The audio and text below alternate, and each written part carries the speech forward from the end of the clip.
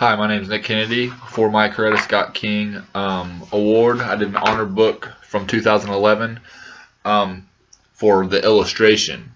And this is the coolest illustration book that I've been able to read thus far. The illustrator for this book that actually won the award is Javaka Steptoe. And basically the illustrations in this book seems to be a mixture of watercolor and collage. And I thought that was pretty neat because it's just a very unique way of doing her illustrations. This book is about Jimi Hendrix and kind of more of a Black History Month book. And it talks about Jimi Hendrix is one of the most well-known African American artist, musician that was able to change the music the music industry just by the way he played the guitar.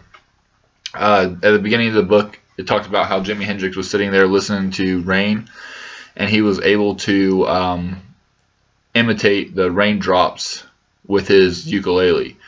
And I've listened to a couple of Jimi Hendrix songs, and that's basically what it is about, is how he is able to transform his instrument into ways that no other artist can do, and he can make unique sounds that really just define who Jimi Hendrix is.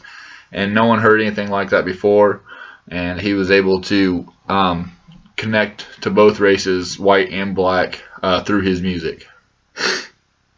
As well as Raindrops, it talked about how he interpreted city sounds and that into his music and with his instruments that he would play with. It talked about how creative a person he was, because he was also into painting, and he had a lot of creative paintings that looked really neat too, and he was hoping to interpret the painting into his music as well, along with the feelings and all that. So he would have his sad sounds with the music, he would have his happy sounds with his guitar, and all things like that. It became Jimi Hendrix's landlady. Her son was actually selling a guitar, and he begged his dad to buy it for $5, and which he did. And eventually Jimi Hendrix ended up forming a band, and he obviously became very famous with the music he created thus after his father bought him that guitar. So just a couple of pictures that I really liked in the book that I wanted to show is this.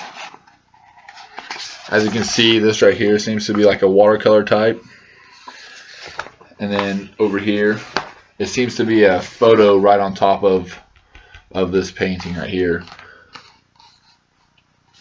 And the next one, I really like how the book is creative, and it read horizontal in some pages, and as you can see, this one is vertical. Again, kind of a collage. As you can see, it's almost this picture right here almost looks 3D, as it's just pasted right on top of this painting right here with a watercolor background right here.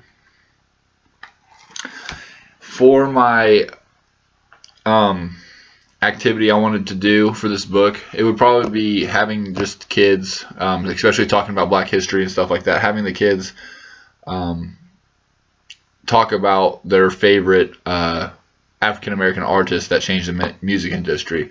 And this book reminds me of a Duke Ellington book I had read earlier, who was the author of that was Andrea Davis, and so the kids can talk about Duke Ellington, or they can talk about many African American artists in the music industry that actually helped shape the music industry. I would definitely recommend this to anyone when you're talking about music and Black history and how Black artists were able to shape the music industry. I would recommend this to anyone because Jimi Hendrix is probably the most well-known throughout, and is probably the most famous, not only Black artist, but even artist altogether. So, thank you for watching.